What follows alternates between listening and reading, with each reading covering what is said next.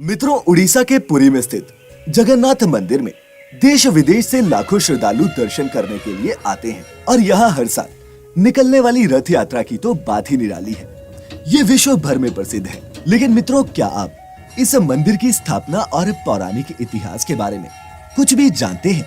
अगर नहीं जानते तो आपको आज की इस वीडियो के माध्यम से घर बैठे बैठे ही सुनाएंगे भगवान जगन्नाथ के इस अलौकिक मंदिर की कथा, जिसे सुनकर आपको अवश्य ही आनंद की अनुभूति होगी। नमस्कार और द डिवाइन टेल्स पर आपका स्वागत है। मित्रों, बहुत समय पहले की बात है। मध्य भारत में मालवा नाम का एक राज्य हुआ करता था, जिसके राजा इंद्रद्युम्न थे। इंद्रद्युम्न के पिता का नाम भारत और माता का नाम सुमति था। ऐसा माना जाता है कि राजा इंद्रद्युम्न भगवान विष्णु के बहुत बड़े भक्त थे और उनके मन में ये हमेशा इच्छा रहती थी कि किसी तरह उन्हें भगवान विष्णु के साक्षात दर्शन हो जाए, बस उनका जीवन सफल हो जाएगा। एक समय की बात है कि राजा इंद्रद्युम्न के महल में एक ज्ञानी ऋषि पहुंचे और राजा से बोले, हे राजन, तुम भगवान विष्णु के बहुत बड़े उपासक हो, लेकिन क्या तुम उड़ीसा में पूजे जाने वाले भगवान विष्णु के दिव्य रूप नीलमाधव रूप के बारे में जानते हो? ऋषि के मुख से ऐसी बातें सुनकर राजा इंद्रद्युम्न बोले, हे ब्राह्मण, मैं तो इस विषय में अब तक अज्ञानी रहा हूँ, परंतु कृपया करके बताइए कि मेरे आराध्य देव के इस दिव्य रूप को उड़ीसा में कहाँ पूजा जाता है। इसके जवाब में ऋषि बोले कि मुझे भी उस स्थान के बारे में पता नहीं है। मैंने इसीलिए आपसे पूछा कि शायद आप ही भगवान विष्णु के इस मंदिर के बारे में कुछ जानते हो, मगर लगता है कि मेरी खोज यूं ही जारी रहेगी। हाँ, इस मंदिर को खोजने में आप भी मेरी सहायता कर सकते हैं। इसके बाद ऋषि ने राजा से आज्ञा ली और राजा इंद्रद्युम्न ने भी उन्हें सम्मान पूर्वक महल से विदा किया। इधर जब ऋषि चले गए तो राजा इंद्रद्युम्न ने अपने मुख्य पुजारी के भाई विद्यापति को यह आदेश दिया कि वो उड़ीसा जाए और उस जगह का पता लगाए जहां भगवान विष्णु के दिव्य रूप नीलमाधव की पूजा की जाती है। राजा का आदेश मिलते ही विद्यापति उड़ीसा के लिए निकल पड़े और कुछ दिनों की यात्रा के बाद जब वे उड़ीसा पहुंचे तो उन्हें गुप्तचरों से पता चला कि सबर कबीले के लोग हैं जो नीलमाधव की पूजा करते हैं। ये सुनकर वे उस कबीले के मुखिया विश्ववासु के पास पहुंचे और उनसे विनती की कि वे उन्हें उस जगह पर ले चले जहां नीलमाधव की पूजा होती है, परंतु विश्ववासु ने विद्यापति को वहां ले जाने से मना कर दिया। ये सुन विद्यापति सोच में पड़ गए और उसने मन में ठान लिया कि वह किसी भी तरह नीलमाधव का दिव्य स्थान देखकर ही रहेगा। कुछ समय वहीं रहने के बाद विद्यापति को यह ज्ञात हो गया कि सबर कबीले का मुखिया विश्ववसु ही नीलमाधव का उपासक है और उसने भगवान की मूर्ति को किसी गुफा में छिपा रखा है। लेकिन विश्ववसु था कि अपने फैसले से टस से मस नहीं हुआ।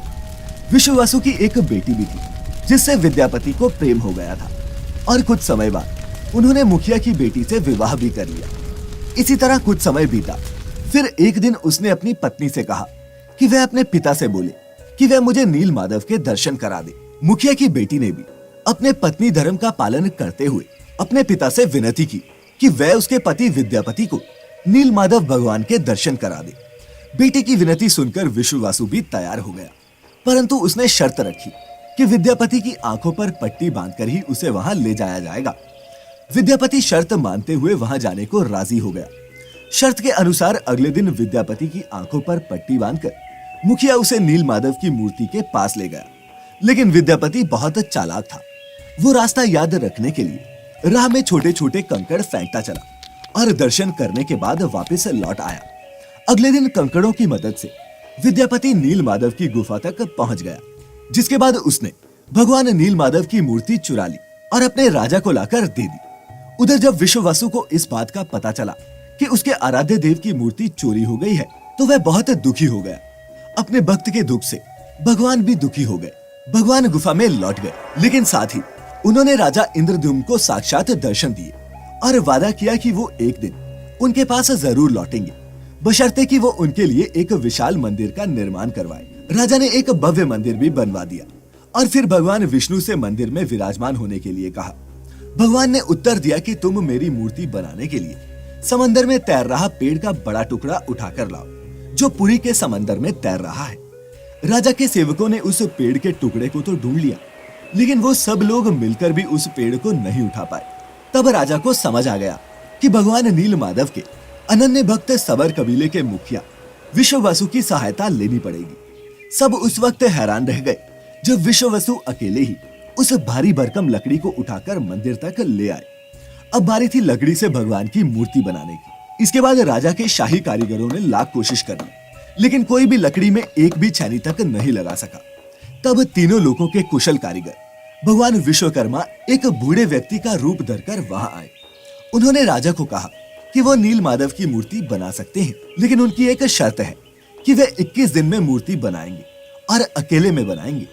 कोई भी उन्हें मूर्ति बनाते हुए नहीं देख सकता। राजा ने उनकी शर्त मान ली।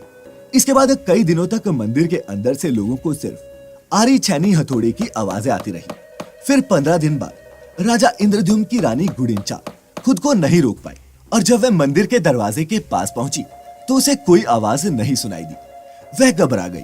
उसे लगा बूढ़ा कारीगर मर गया है। उसने राजा को इस बात की सूचना दी कि अंदर से कोई आवाज नहीं सुनाई दे रही है। राजा भी डर गया और सभी शर्तों और चेतावनियों को दरकिनार करते हुए उसने मंदिर का दरवाजा खोलने का आदेश दिया। जैसे ही कमरा खोला गया तो बूढ़ा व्यक्ति गायब था और उसमें 3 अधूरी मूर्तियां पड़ी मिली थी। भगवान नील माधव और उनके भाई के छोटे छोटे हाथ बने थे, लेकिन उनकी टांगे नहीं बनी थी, जबकि सुभद्रा के हाथ पांव बनाए ही नहीं गए थे। राजा ने जो हुआ इसे भगवान विष्णु की इच्छा मानकर इन्हीं अधूरी मूर्तियों को स्थापित करने का फैसला किया और तब से लेकर आज तक तीनों भाई बहन इसी रूप में जगन्नाथ पुरी के भव्य मंदिर में विद्यमान है। इसके अलावा कहीं कहीं ये भी पढ़ने को मिलता है कि एक रात भगवान विष्णु ने राजा को सपने में दर्शन दिए और बताया कि नीलांचल पर्वत की एक गुफा में मेरी एक मूर्ति है जिसे नील माधव कहते हैं। तुम एक मंदिर बनवाकर उसमें मेरी इस मूर्ति की स्थापना कर दो। राजा ने अपने सेवकों को नीलांचल पर्वत की खोज में भेजा और वहीं से इन तीनों मूर्तियों को लाकर वर्तमान जगन्नाथ मंदिर में स्थापित किया गया। और ऐसा माना जाता है मित्रों कि जगन्नाथ मंदिर में स्थित नील माधव की मूर्ति में आज भी उनका दिल धड़कता है और उन्हें कभी कभी बुखार भी आता है, और जब उन्हें बुखार की दवा दी जाती है तो वे ठीक भी हो जाते हैं। खैर, कभी मौका मिले तो उड़ीसा जाएं और भगवान जगन्नाथ के दर्शन जरूर करें। उम्मीद करता हूँ कि भगवान जगन्नाथ जी की ये कथा आपको पसंद आई होगी।